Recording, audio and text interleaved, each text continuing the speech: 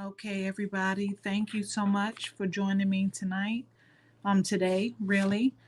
I am so sorry. I apologize for the tardiness.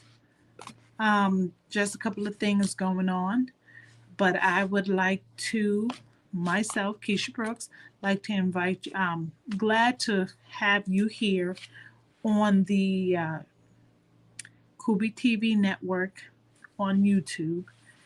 Um, with the a black mother living with multiple sclerosis. We started off a couple of weeks ago. We had the diagnosis. We had what came up to the diagnosis. A little bit about my children. I wanted to move forward and saying, well, now it's time for me to give you a little bit of the life after, the aftermath. Um, I've been living with multiple sclerosis since I was about 17. I'm in my 40s now. And it has not been an easy road. Um, we, I, and when I say we, me, my family, my friends, we've all gone through some things with this multiple sclerosis. Um, whether it be it stops me from partaking in an event, or if I'm already in an event, it stops me from partaking in the festivities of the event, or something as simple as going to the park and not being able to walk up and down with the kids, or getting in the pool, which water is supposed to make you feel better. It doesn't when you can't physically get around. Um, and then, it's just living life however you want to live life. Me being a young person at the time, just having multiple sclerosis, um, I went through a lot of different things. Meaning, I was at the age, of course, I was dating, and I think we touched on a little bit of this too before. Um, Me dating with multiple sclerosis, it's not that no, let me rephrase that. For a very long time, I did hide that I had multiple sclerosis. I didn't feel that it was anyone's business. Even though I was in a relationship, it wasn't anyone's business on how I dealt with it, what I did because of it. I didn't feel like um, anyone had the right to tell me what I should do or give me any advice because they weren't going through it. But when I say that maybe if I would have done it a different way, maybe if I had let people in early on to know what it was, because right now, being the age that I am, I've missed out on a lot, and I'm still missing out on a lot. Um, because of multiple sclerosis and me knowing there are limitations to what physically, I have missed out on graduations. I've missed out on baby showers. I've missed out on weddings and or a simple birthday party, Thanksgivings, things of that nature. And I don't know if anyone else with multiple sclerosis or with any kind of diseases that affect you physically, um, or just affect you. Period. Where you feel like you're more of a bother if you go to these functions and the hassle, and you want to overly prepare because you don't know what might happen. You don't know if you might fall. You don't know if some people, including myself, I always have to run to the bathroom to pee every 5 seconds. You don't want to inconvenience anyone, especially I walked with a cane, walked with a walker. Now I am using a wheelchair. So if I have several different devices. If I don't have my electrical wheelchair and I have to use a manual wheelchair, that means someone has to help me a lot more than I would like, i.e., it's more of an inconvenience. I'd rather not go. Um, I used to be able to go up and down the steps. It was a little effort, but I could still do it.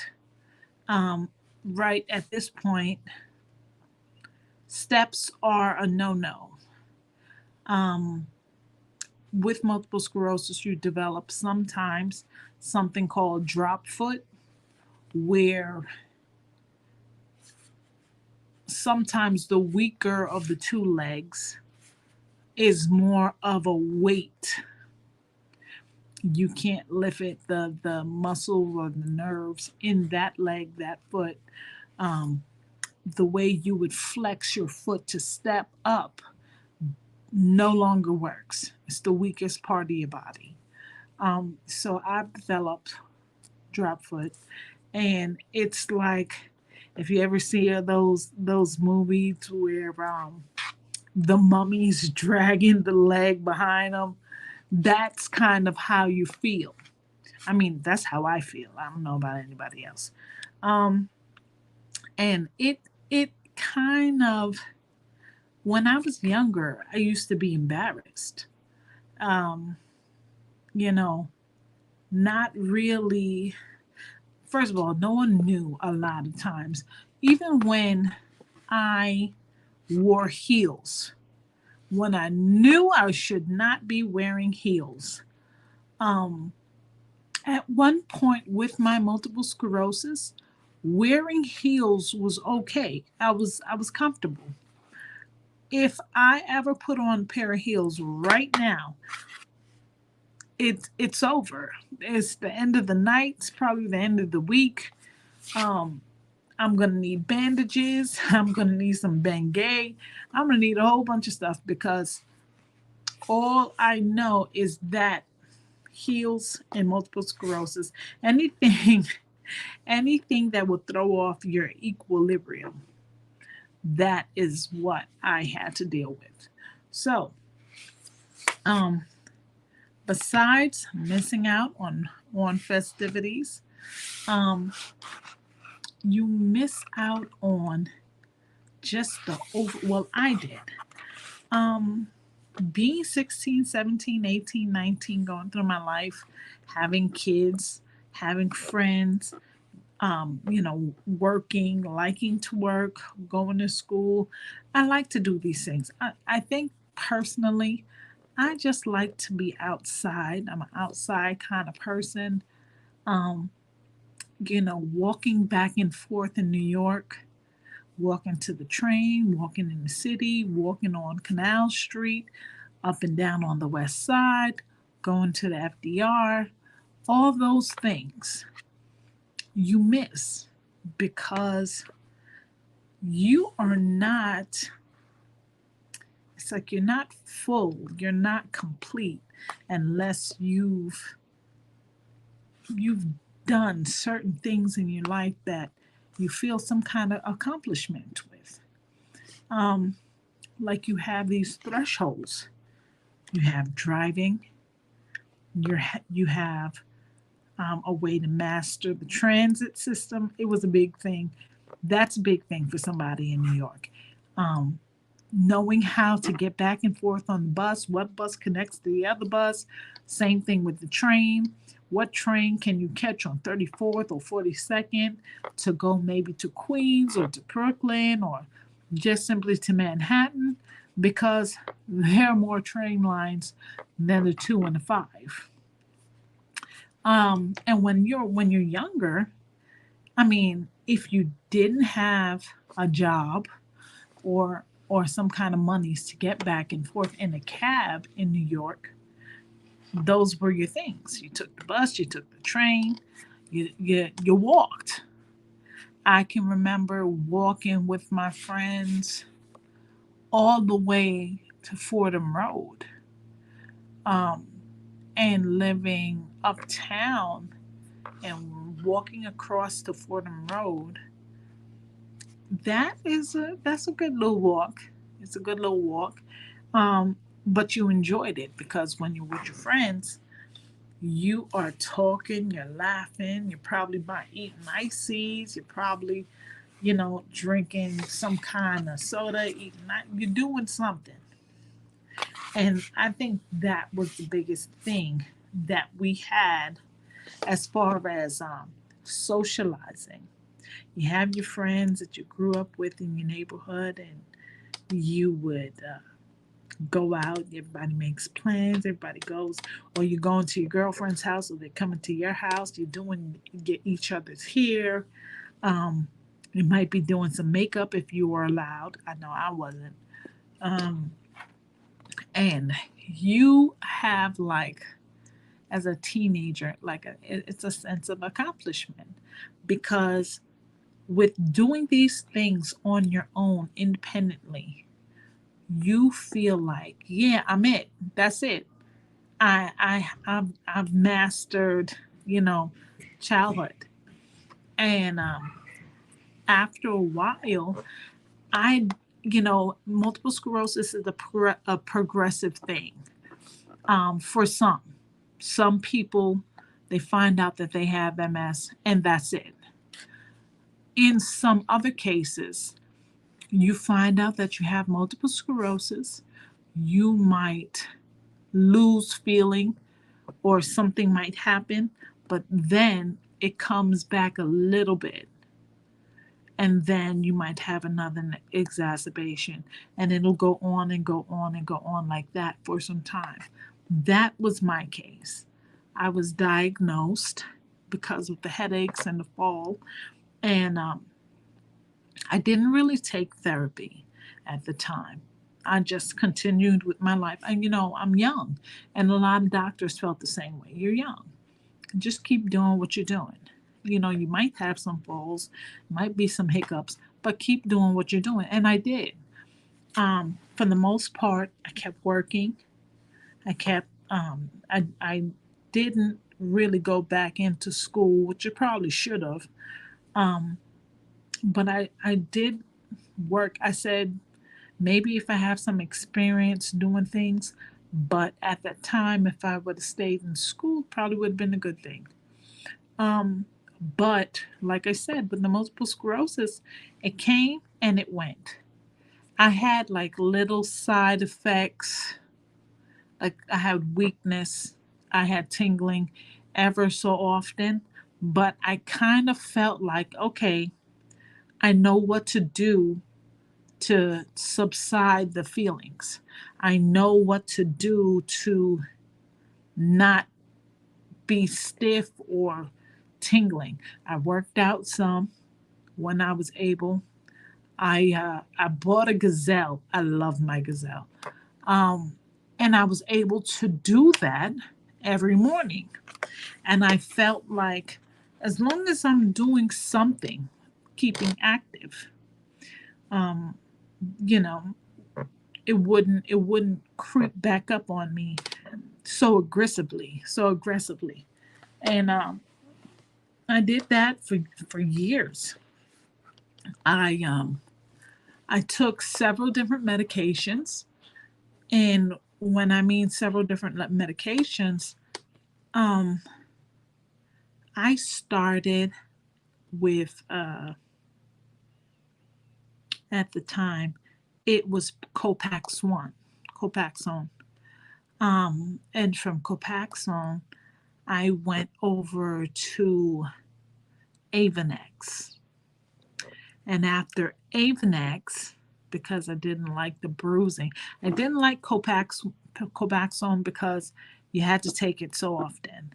I did not like the Avonex because it was once a week, but I bruised very badly, and it gave me a lot of the allergic reactions or reactions. I had fevers, I had hair loss, I had blemishes. So after Avonex, I started Rebif, and I stayed on Rebif for a while, even though it was something I the especially with the reasons with the Avonex and the Rebif, um, they were injections and they always cause bruising. But I did stay on Rebif for a while because it had what they call a auto injector, and the auto injector came with pre-filled needles. Whereas with the Avonex, someone would have to help me fill up the needles. And luckily enough for me, I have nurses in my family. So with that, I would just, have to basically make an appointment with one of my family members and have them give me my injections. After the Rebif, I started, me and my doctor, we kind of put our heads together and we, he looked up, he said, there's something new on the market. It's not new, but it's new on the market. And it's a pill. And I said to him, well, that sounds good.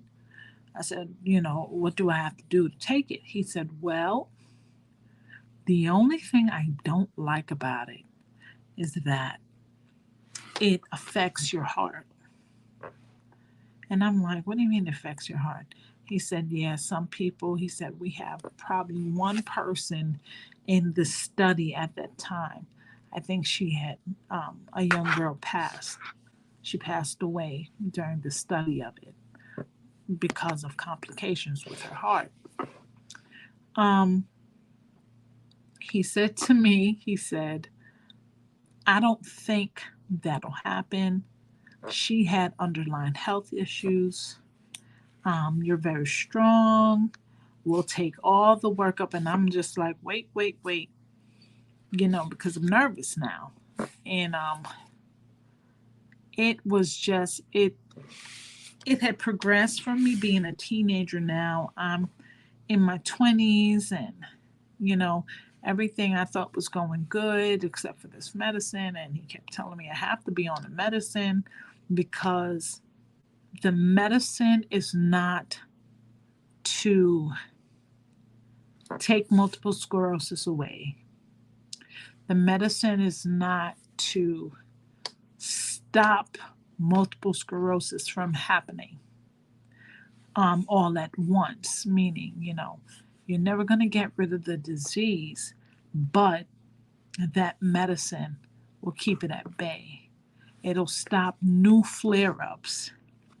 And so with this medicine, you had to go and get tested, do your blood work, do this, that, and the third. And I actually had to go to like a clinic somewhere out of state so they can put the monitors on me, and I had to stay overnight and they could check everything and make sure that my heart was good. And so I did that, and I stayed on that medicine. What was it? Galenia. I stayed on that medicine for years. I had my son, and I had, I think I did good on that medicine. But when your MS progresses, the MS progressed in a way like it progressed slowly, and that is the reason for the medicine is to slow the progression, because it's not, like I said, it doesn't stop, it doesn't go away, but the medicine helps slow it up. At this time when I was taking that Galenia, I was still in New York and still working, still out and about, like I said. And I took that Galenia until I moved out of New York. currently out of state living in PA now.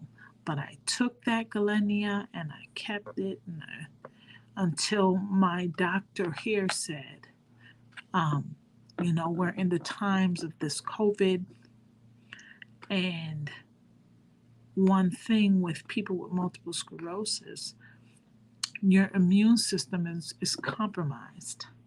So COVID to me was definitely something I didn't want to take. But now at this time, my MS has changed to primary progressive um, multiple sclerosis. Um, it started affecting more of my walking. It started affecting um, some of my swallowing.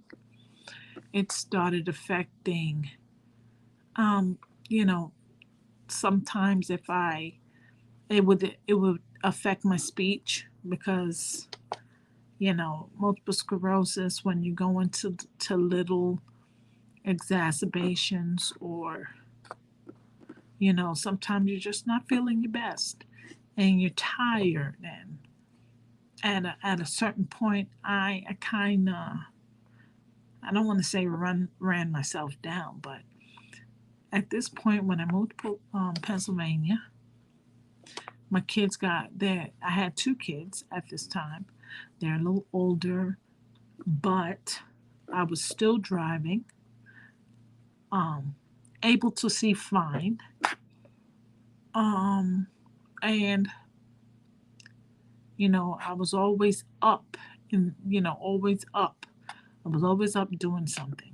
I was up in the morning, 6, 7 o'clock, taking one of the kids to high school, then waiting a little while, drinking coffee, then taking the other kid to middle school or elementary. And at some time, I started becoming tired. Very tired. But something in me could not ever sit down and rest. My mind always, my mind was always going. My body would be tired, but my mind would be going. I have so many different things going on. But yeah, with the multiple sclerosis and me just trying to do ordinary things, switching medications, having kids, having regular life, thinking that you're still this regular person. Now everybody wants to stay the way they are until it's time to progress and do more. Multiple sclerosis kind of throws you off your game a little bit. I know a lot of people, they like to say and they would like to think like, oh, nothing's going to change with me and I'm going to do this. And I also had a plan. I had a plan that I was going to work and work and work until I could not work anymore. And I think I did that to a certain degree. Um, my MS kind of flared up faster than I thought. And with it being flared up the way that it was, again, it took me a long time to be okay with my multiple sclerosis. Like I said, only a chosen few knew. So there used to be situations where if I went to the supermarket or if I went outside and if I fell, I would jump up, like I would try to get up as quick as I possibly could before anybody would see. So between dealing and moving forward with this multiple sclerosis, I also had to move forward with myself, with my mind. Like I said, I was always thinking, always thinking. Um, some of my thoughts were, I have my children, and it's like I'm not finished yet. I am not where I would like to be. I need to do this for my kids. I need to do this for my family. I need to do this, that, and the third.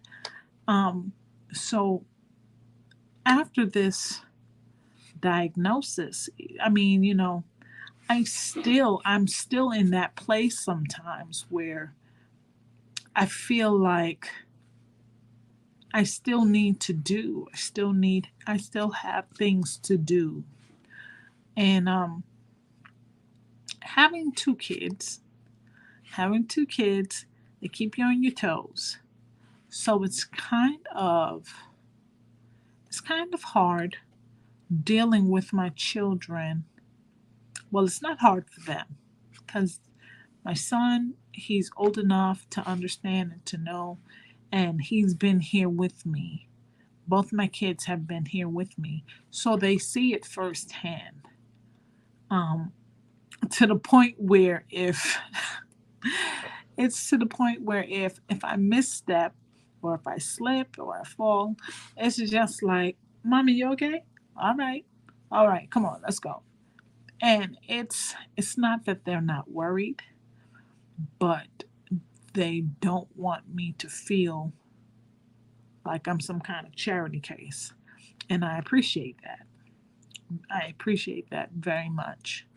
So with moving on with the multiple sclerosis, I've been able to have children. I've been able to live my life. I've been able to travel. I've been able to do things. I kind of rushed to do some things after my diagnosis. I did the traveling. I did the back and forth.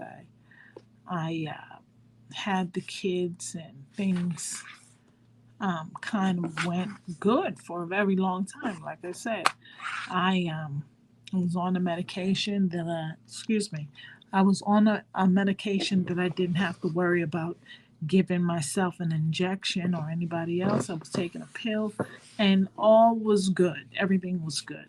So now that we're living here in a different state, me and my two kids, it's only been us.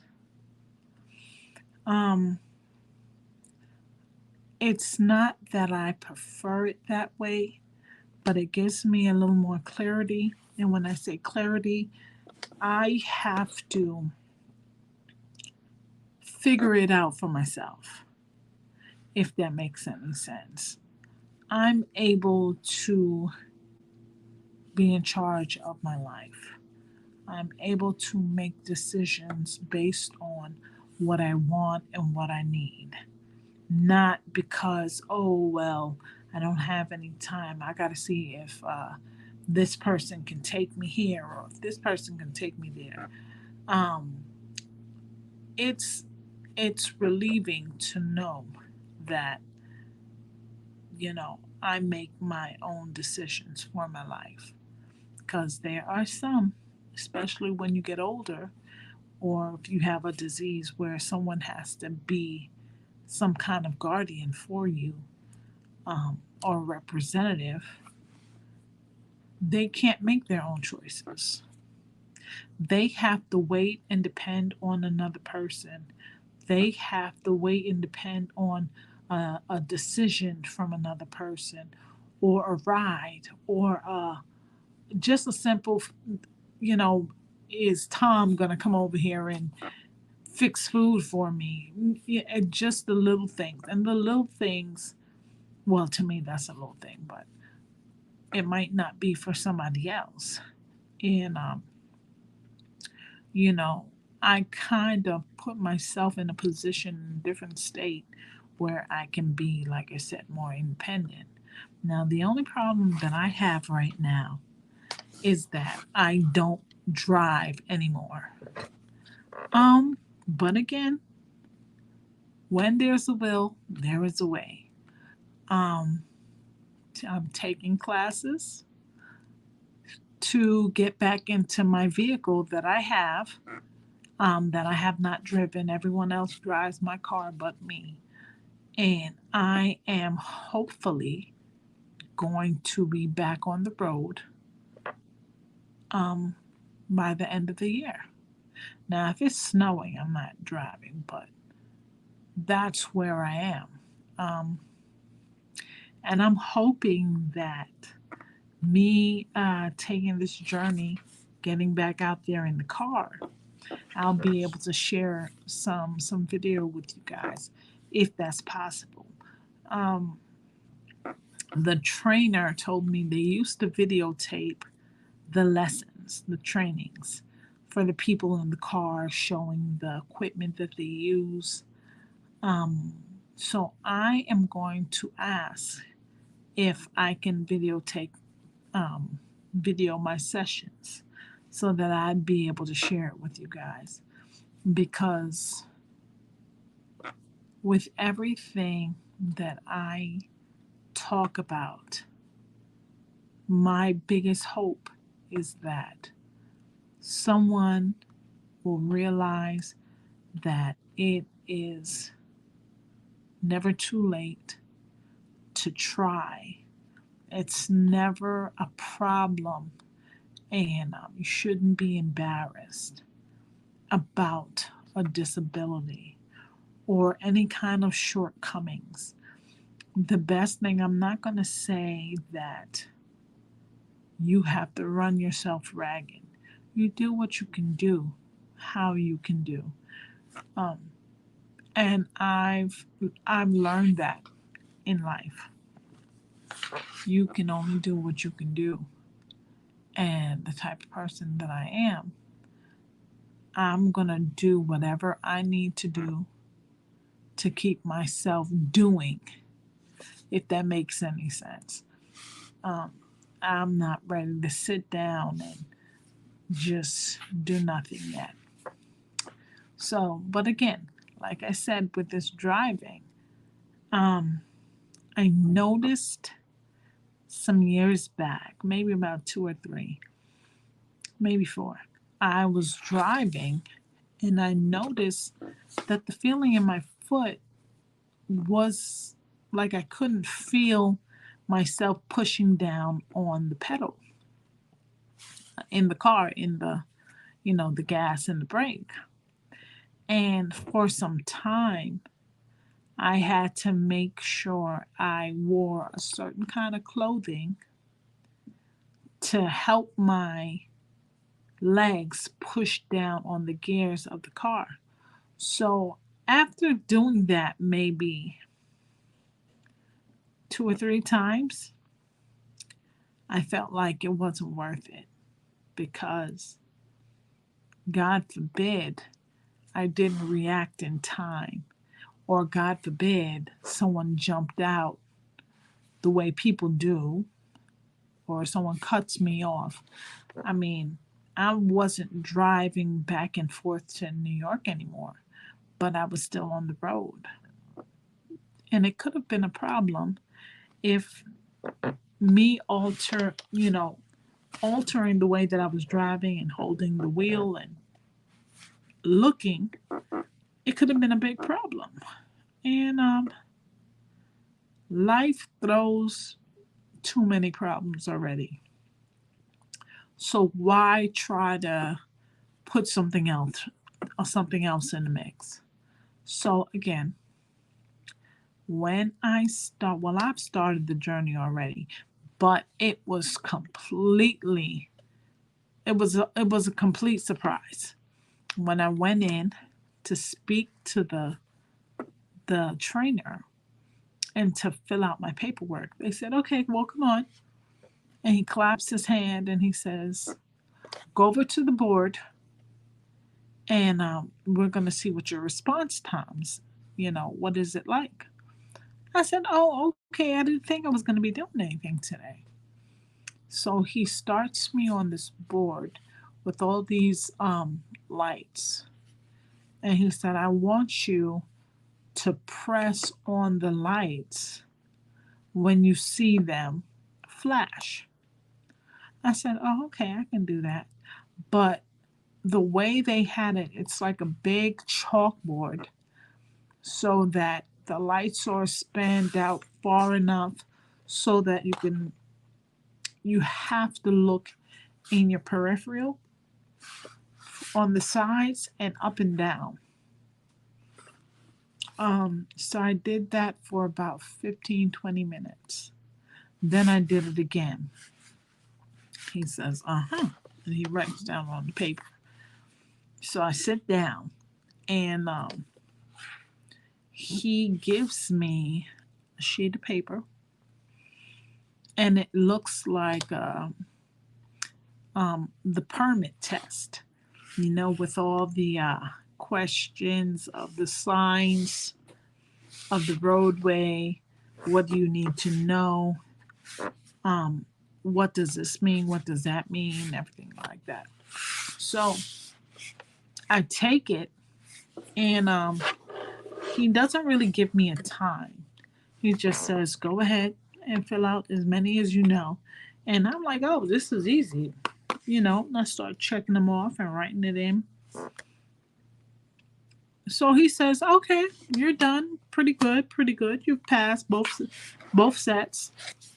Okay, well, come on. Let's go. Come on, let's go. Where we going? He was like, oh, we're going to be driving. I said, oh, wait, hold on. Wait a minute. Did not expect that. And he said, oh, yeah. He said, there's nothing like the present. And at this time, I'm just laughing to myself. I'm like, oh, my God. So I feel like this nervousness building up inside me. And I get out to the car.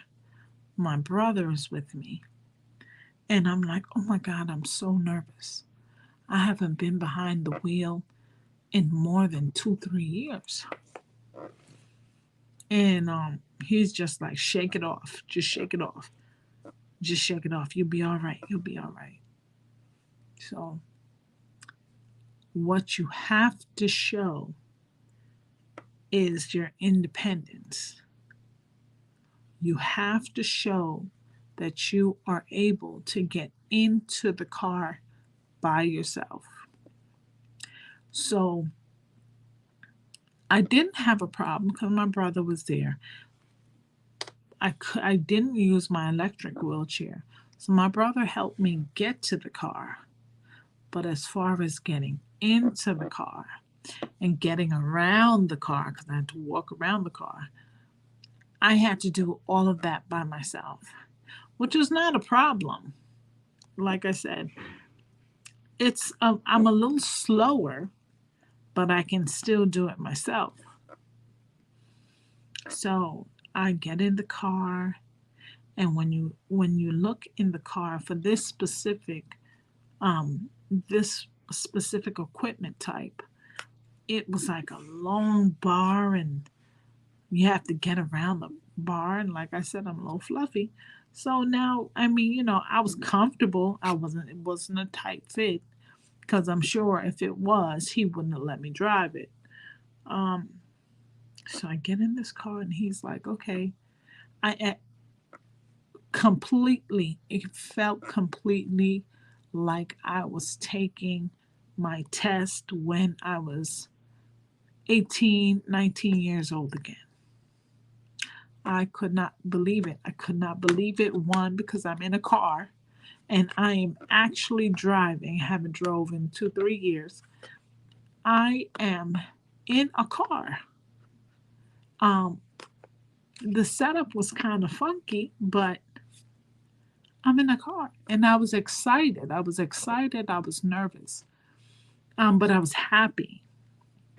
And with this multiple sclerosis, I'm not going to say that I'm sad, but when you have a moment that makes you happy, and it's not food, chocolate, sex, liquor, and it's something else, it's a good feeling.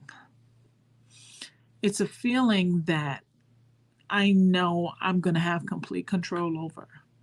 It's a situation where I'm going to have complete control over. I'm going to be able to drive. Now, whether I want to drive by myself or whatever, I'm going to be able to drive. And I was excited. It's like your little kid getting your license for the first time. It's not my first time. I think I've had to redo my license 3 times in my life. The first time I moved to Pennsylvania and went back to New York, the lady at the desk snipped my license right in front of me. She was like, "Oh, you're not supposed to hold a license there and a license here." Snip. So I had to do my license all over because holding 2 licenses makes both of them invalid.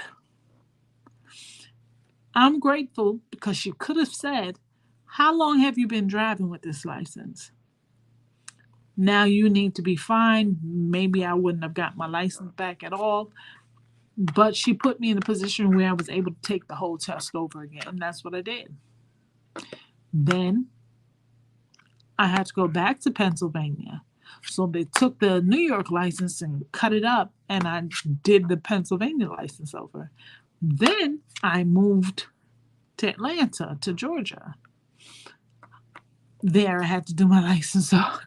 So if you can imagine, I've had so many different things going on where I was able to do that, walk back and forth, drive back and forth, to be at the state that I'm in now, where I haven't drove for years.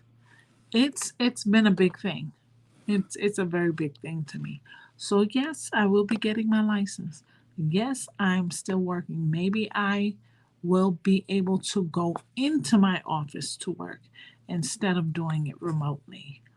I have high hopes because with driving and having that part of your independence back, you can do a lot more things.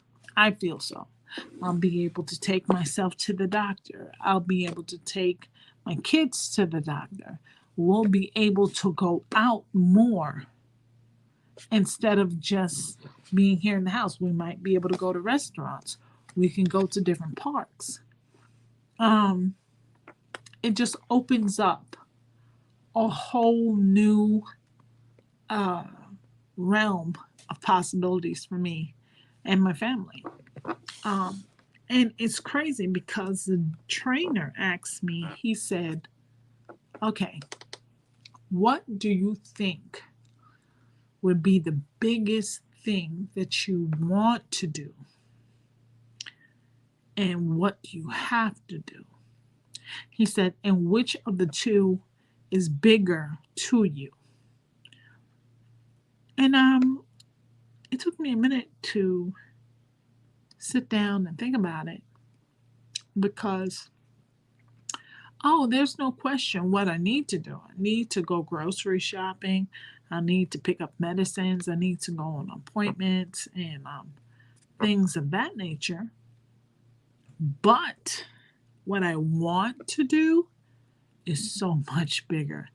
I want to be able to drive back to New York. I want to be able to see family and friends when I want to.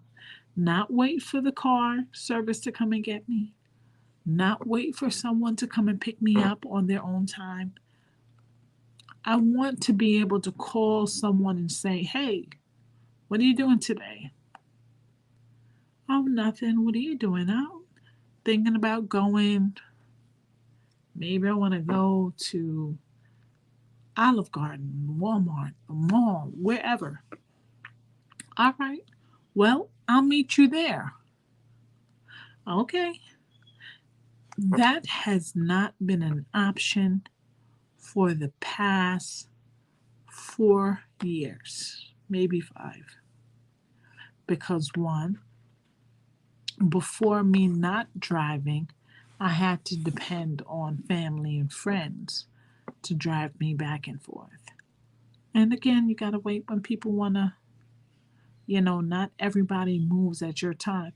I was grateful because I had people help me do what I wanted to do, but sometimes, You just want to get up and go outside or go to the mall or whatever, and you can't because maybe the other person, maybe they're gone for the day, maybe they're relaxing, maybe they have other things to do.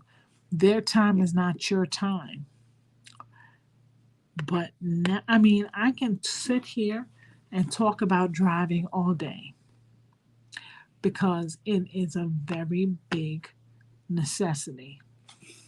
Like my grandmother used to say, having a telephone is a necessity. Um,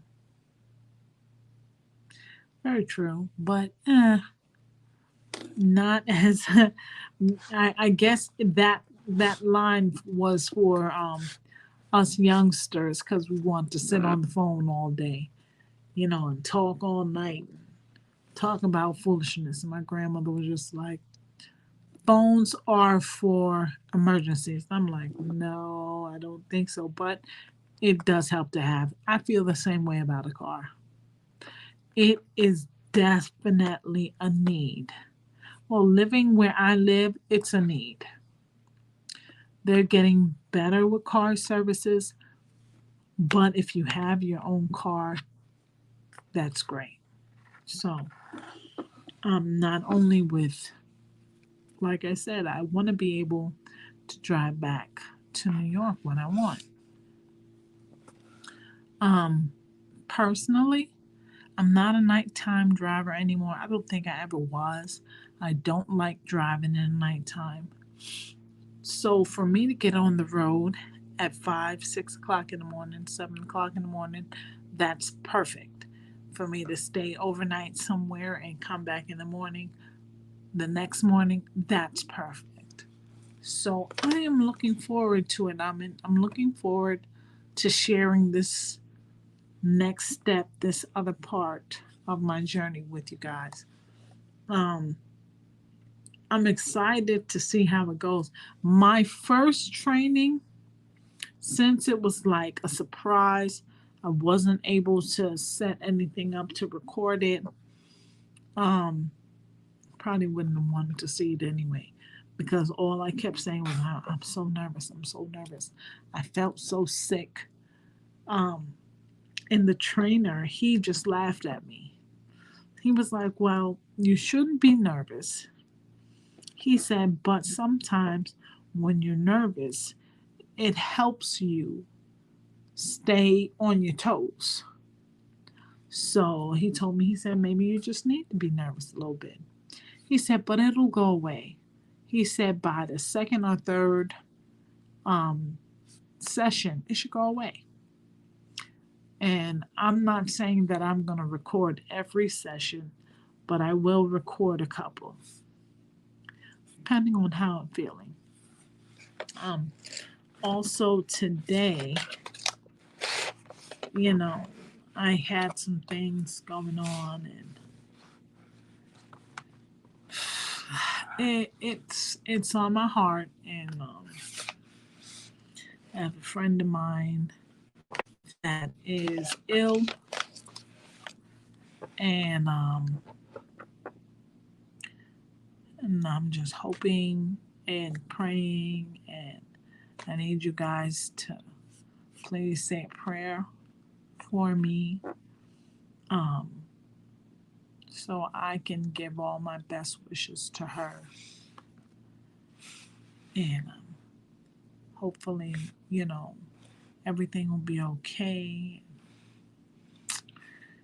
I just know that everything will definitely be different, but just for, they're my friends, but they're more like my family. When I moved to Pennsylvania, they have treated me like nothing but family. Even to the point where, like I said, at one point in time, I was embarrassed to go out, and they kind of like shoved me in the car and just told me we're going out to the bar, and I'm like, I don't go to the bars anymore. I don't do that. We don't care. We could just go and sit down and listen to music. And that's what they did.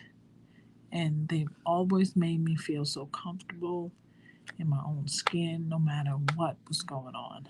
Whether I'm sick, whether I was walking with my cane, whether I was walking with my walker. Um, it's always a joy to find people like that, especially when you're so far from home and your loved ones are maybe a whole state away, 3, 4, 5 hours, and you can't drive. Everyone, they're living their life, they're working, they're going to school, and it's not always possible for them to drive to come and see you. So they have made me feel more than comfortable. Sorry about that. Um, again, I would definitely love for everyone to extend prayers for me and my friends and my family. Okay, well, we have covered some of the life that I've gone into. We've covered partly the things that I'm starting again. Um, I have some other things that I know. Oh, including with that driving, since I'm already working part time, very short hours. Um, and that's just another thing that I wanted to say. I don't know who else goes through it. They're working, um, but they've come from having multiple sclerosis for so long. Some people might have to find themselves on Social Security. I know I did. Social Security disability, and I had a very hard time in New York. Um, it wasn't getting it, it was the regulations, laws, and bylaws, especially having kids. Let's move forward to coming here to Pennsylvania on Social Security with medical assistance for some things because I got Social Security. Because I got Social Security, put me in a position where my Social Security some years ago was more than enough. Um, but right now, at one point in time, it wasn't, and I found myself struggling because of my kids.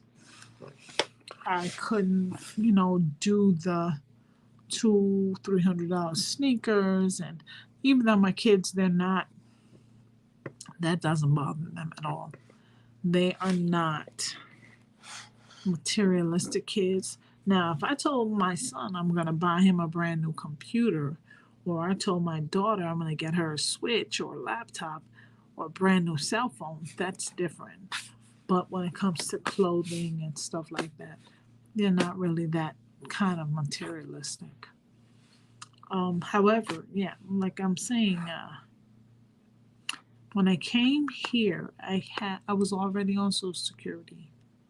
Or no, I was working, and then I had to go on Social Security. When I came here, I had a certain part of medical assistance with a spend down because of my condition. Now, when I got here, and Social Security is involved now, um, they were trying to find a way to make me eligible for certain kind of benefits for a very long time. I didn't get a lot of health benefits. I didn't get things for my kids. Um, and I think now I'm going back into the same thing.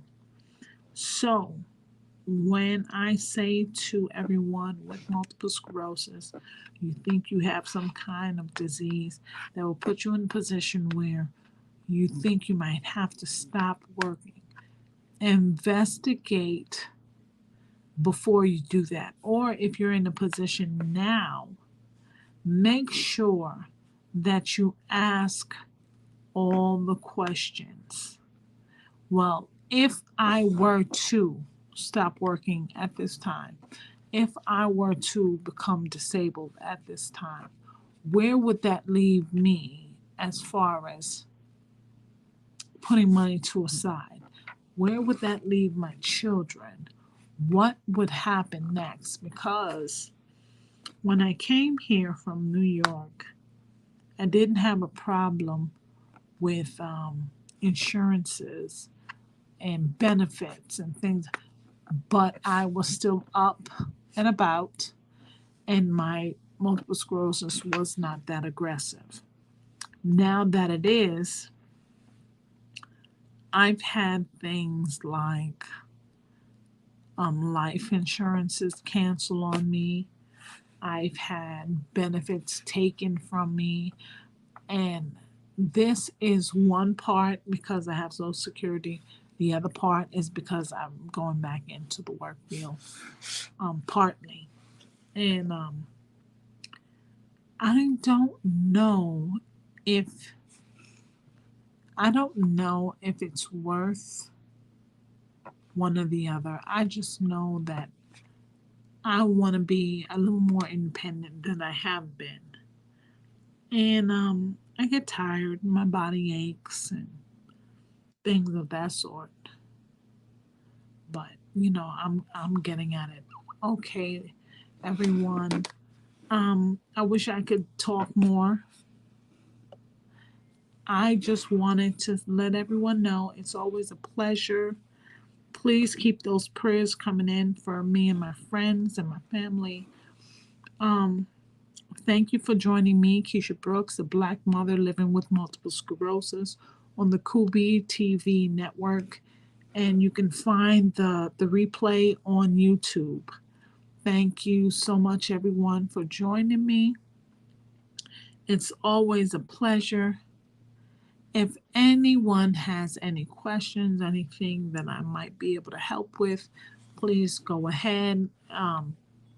Leave your questions, leave your anything that you might need to add for me. Maybe it might help me, maybe it might light a fire, where I can ask some more questions on your behalf. But again, this is Kisha Brooks, a Black mother living with multiple sclerosis, and you can find me on the Kubi TV network. Thank you so much, everyone, and you enjoy the rest of your night.